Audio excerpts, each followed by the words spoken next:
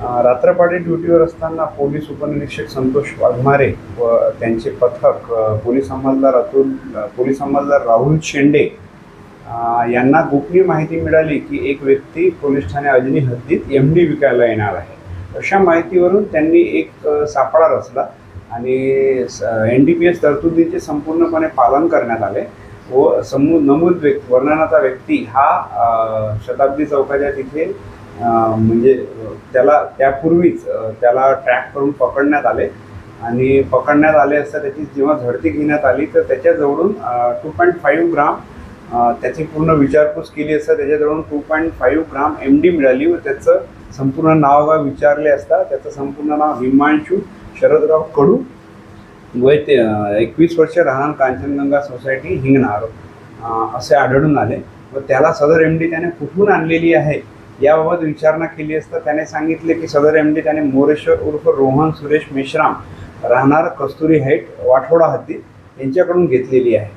तर त्यातून आम्ही पुन्हा सदर बाबतीत चौकशी करून योग्य कार्यवाही केली असता नमूद मोरेश्वर उर्फ रोहन सुरेश मेश्राम याच्याकडून सुद्धा 9.5 ग्राम MD अशी एकूण 12 ग्राम MD, 2 मोबाईल आणि 2 मोबाईल व त्यांचे सिम जप्त करण्यात आलेले आहे. एकूण 1,64,000चा मुद्देमाल हा जप्त करण्यात आलेला आहे.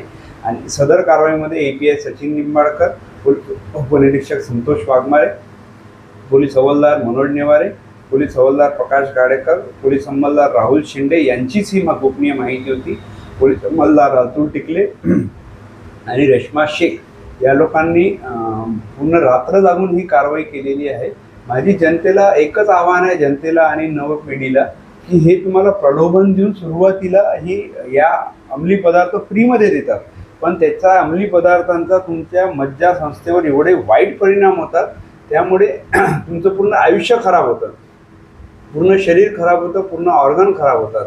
तर मला सर्व नवी पिढीला हे माझी विनंती आहे की कृपया नशेच्या आहारी जाऊ नये. हे ऑपरेशन थंडर अंतर्गत माननीय CP साहेबांनी जे पूर्ण शहराकरिता सुरू केलेलं आहे, सदरची कारवाई ही ऑपरेशन थंडर अंतर्गत करण्यात आलेली आहे. ही सलग आमच्या अजनी पोलीस स्टेशनची दुसरी कारवाई आहे. 2 दिवसापूर्वीच आम्ही 4 ग्राम MD सुद्धा जप्त केलेली आहे. तर नवी पिढीला माझे आव्हान आहे की कृपया त्यांनी नशेच्या आहारी जाऊ नये.